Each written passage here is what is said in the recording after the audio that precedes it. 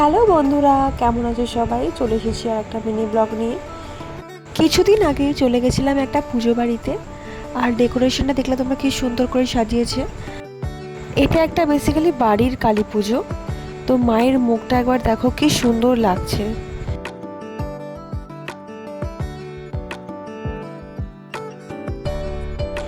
প্রায় অনেক দিন পরেই বোন ভাই সবার সঙ্গে আলাপ হলো।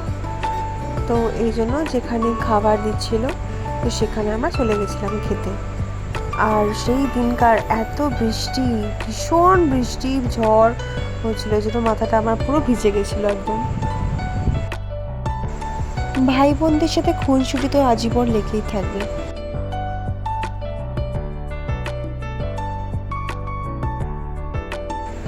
কথা বলতে বলতে খাওয়া দাওয়ার পর্বটাও প্রায় শুরুই হয়ে গেল।